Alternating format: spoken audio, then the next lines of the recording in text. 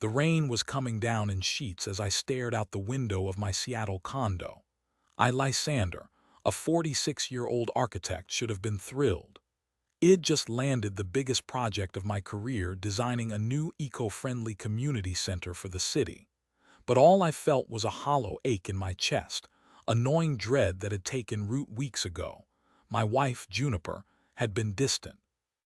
We'd been married for 18 years, a seemingly rock-solid partnership built on mutual respect and a shared love for art and travel. But lately, she was a ghost. Late nights at the gallery where she worked as a curator, hushed phone calls shed abruptly end when I entered the room, a forced smile that didn't reach her eyes. The signs were all there, whispering doubts I desperately tried to ignore. I remember the night it all started. Juniper claimed she had an opening at the gallery and wouldn't be home until late. I decided to surprise her, thinking I'd bring flowers and we could grab a late dinner. But when I arrived, the gallery was dark, the doors locked. I called her, but the call went straight to voicemail. A knot tightened in my stomach. I started driving aimlessly, trying to shake off the unease. I found myself near a small Italian restaurant, a place Juniper and I used to frequent. As I drove past, I saw her through the window. She was laughing, her face radiant, her hand resting on the arm of a man I didn't recognize. He was leaning in, his eyes locked on her, and for a brief, agonizing moment I saw a Juniper I hadn't seen in years, vibrant, alive, and utterly captivated. I slammed on the brakes, my heart pounding. I wanted to storm inside, confront them both, demand answers. But something held me back. A primal fear, perhaps, of confirming my worst suspicions. I drove home, the image of Juniper's smiling face seared into my mind. Over the next few weeks, I became obsessed.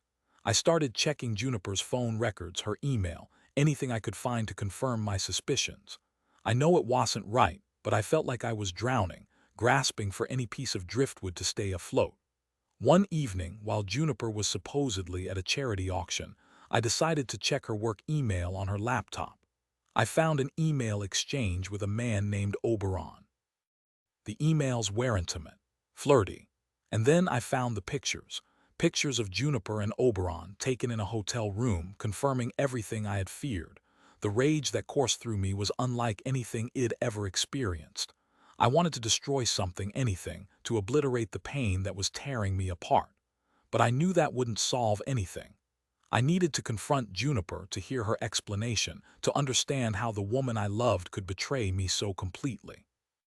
When Juniper came home that night, I was waiting for her.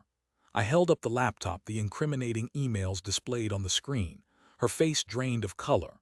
"Lysander," she stammered, but I cut her off. "Don't," I said, my voice trembling. "Just tell me the truth.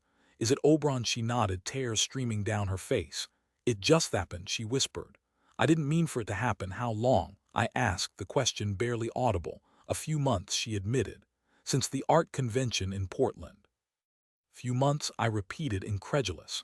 "And you were going to tell me when?" She didn't answer. The silence hung heavy in the air, thick with betrayal and regret.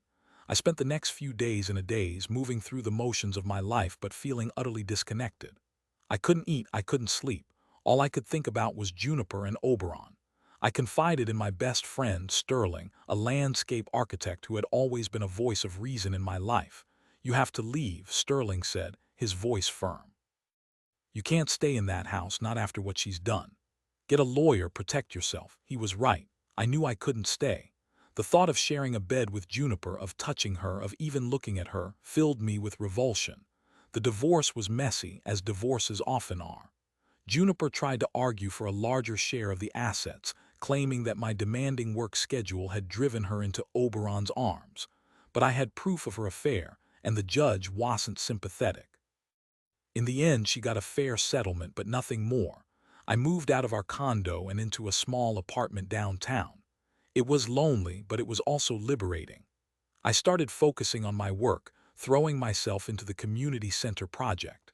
It was therapeutic, a way to channel my energy and my pain into something positive. One evening, a few months after the divorce was finalized, I received a call from an unknown number. I almost didn't answer, but something compelled me to pick up. "Lysander," a woman's voice said. "This is Valencia, Oberon's wife." My heart skipped a beat.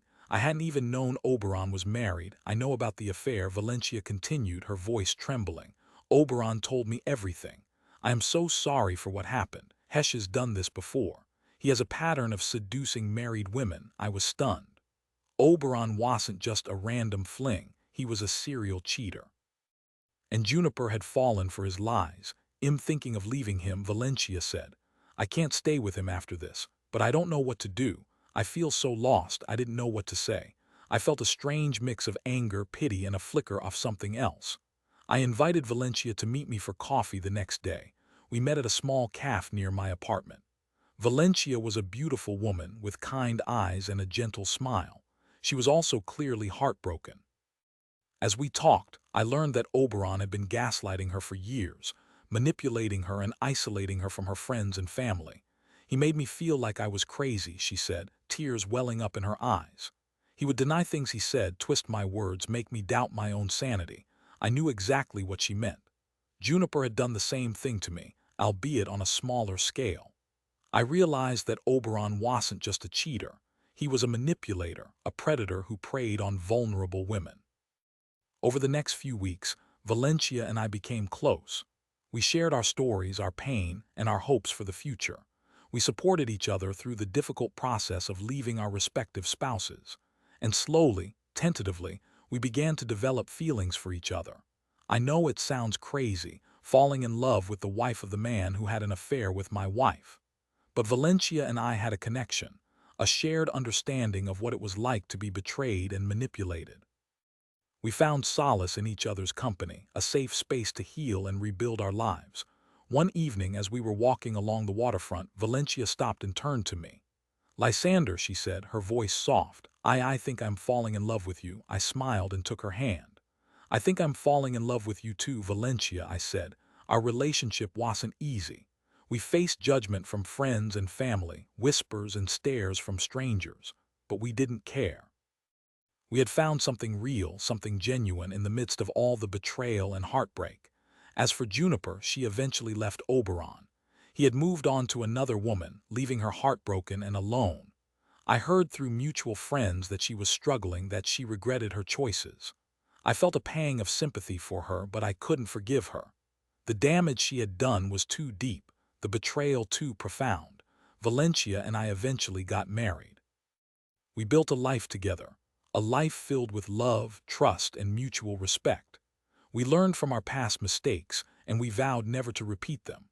We found happiness in each other's arms, a happiness that I never thought possible after the pain and betrayal I had experienced. Looking back, I realized that Juniper's affair, as devastating as it was, ultimately led me to Valencia, to a love that was stronger and more fulfilling than anything I had ever known. It was a painful journey, but it was a journey that led me to where I was meant to be. And for that, I am grateful. And to you, dear listener, remember that even in the darkest moments of betrayal, there is always hope for a new beginning. Trust your instincts, seek support from those who care about you, and never give up on the possibility of finding love and happiness again.